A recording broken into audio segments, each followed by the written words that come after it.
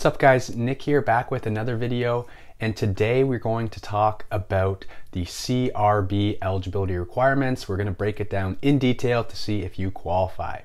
So before we start, I'm Nick. I make videos on the CRB, certified information, so if you're interested in that stuff, please consider subscribing, and if at any time you get value out of this video, please hit the thumbs up. But we're going to walk through the eligibility requirements step by step to make sure that you do qualify, because I'm still getting a lot of questions from you guys. So without further ado, let's jump right into the content and let's go through the eligibility requirements. Okay, so to qualify for the CRB, you have to meet these requirements every time you apply for the benefit. So the benefit is a period of 2 weeks.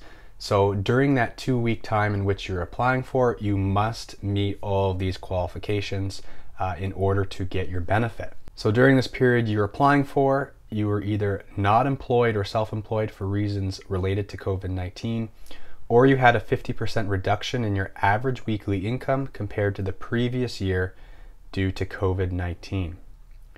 So that 50% reduction is based on either your 2019 income. So how would you figure out your average weekly income? You can take a look at your tax return, see how much your income was, and then divide that by your 52 weeks.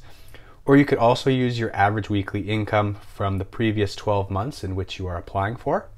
So there is an example on the CRA website that you could take a look at, but basically if you earned, let's say $26,000 in employment income in 2019, divided that by 52, you're going to get $500, and that would be your average weekly income. And then so you need to earn 50% or less per week to qualify for CRB. That means you couldn't earn more than $250 for that eligibility period in which you are applying for. So that's the 50% reduction. So the CRA does kind of encourage you to try to find some work, and if you are able to find a little bit of work, you can still get the benefit, which is nice. So you are allowed to work, but you're not allowed to receive benefits from any of the following during that same period: the CRSB, which is the sickness benefit, the CRCB, which is the caregiving benefit, short-term disability, workers' comp, employment insurance, or the QPIP. You also have to not be eligible for EI. So Canada wants you on the new EI program if possible, and then so the CRB is for those who don't qualify for EI. And you may be eligible for EI if you were employed for at least 120 insurable hours in the past 52 weeks. And then if you want to find out more, you can check out my other videos. They'll be linked, or you can check out the CRA website. You also have to reside in Canada. That means you have to live and have a home in Canada. You don't necessarily have to be a citizen or a permanent resident.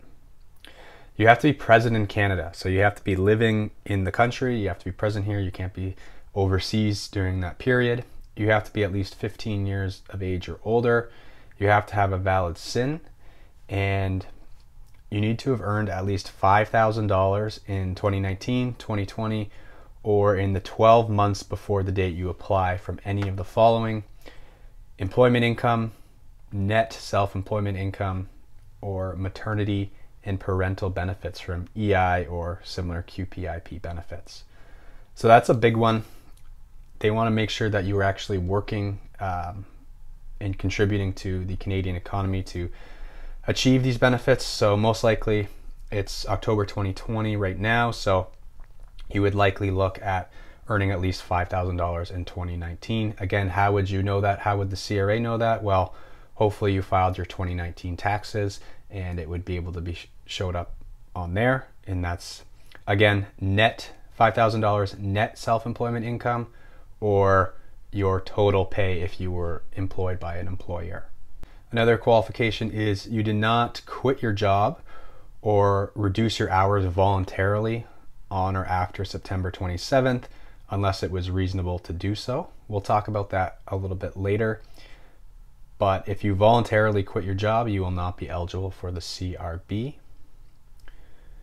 You must also be seeking work during the period, either as an employee or in self-employment.